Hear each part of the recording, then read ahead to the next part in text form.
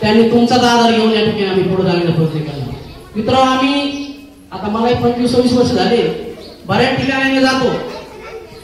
शिक्षणाबद्दल फार अनास काय फार मी जाता जाता आता आपल्या या शाळेमध्ये सगळ्या गोष्टी झाल्या, भौतिक सुविधा झाल्या, शाळा सुंदर झाली, जिल्ह्यात पहिली आली, सगळ्या गोष्टी झाल्या. परंतु मी सगळ्या गावकऱ्यांना एकच विनंती करेन की बाबा तुम्ही आता तुमच्या मुलांकडे लक्ष द्या, बाकी काहीच करू नका. तुमच्या मुलांकडे लक्ष द्या. कारण छोटी छोटी मुलं त्याला आई वडील स्वप्न दाखवू शकतात. बघा, माझी जाऊन बालपणी शिवरायांना स्वप्न दाखवलं स्वराज्याचं आणि समोर एवढा मोठा इतिहास घडला पावले 4 वर्षापूर्वी, बरोबर का नाही? मग आता तुम्ही तुमच्या मुलाचं विकासाचं स्वप्न दाखवा त्यांना कसं चांगलं शिक्षण देता येईल. अनेक गोष्टी आहेत त्या तुम्ही टाळू शकता आणि तुमच्या मुलांना ती पुस्तक घेऊन देऊ शकता. कारण तुमच्या कल्याणाचं प्रवेशद्वार जर कोणतं जर असेल तर पुस्तक. मी 1000 वेळेस सांगेन, आणखी सांगत राहील, कारण जीवन ते तुम्हाला सांगत. तुमच्या उद्धाराचं प्रवेशद्वार असेल तर शिक्षण आहे, पुस्तक आहे.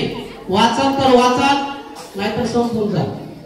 तुम्ही त्यांना असे डोळे उघडे असताना स्वप्न दाखवा तुमच्या मुलांना की बाबा हो आमचं जीवन असं गेलं.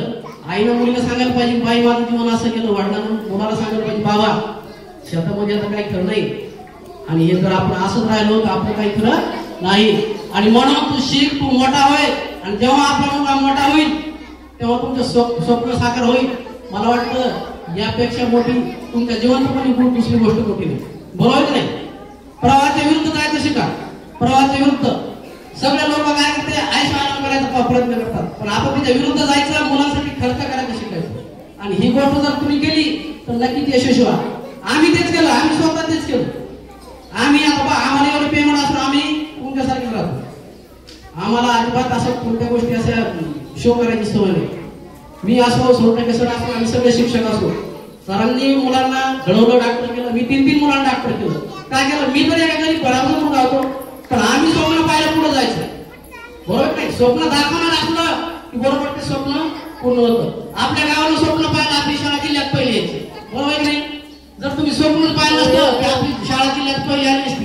त्यासाठी प्रयत्न केले, स्वप्न पाहिलं, स्वप्नाची पूर्ती केली, प्रयत्न केले, आणि मग नक्कीच आपली शाळा जिल्ह्यात पहिली आली, बरोबर नाही? आणि म्हणून प्रवाहाच्या विरुद्ध जायचं शिका.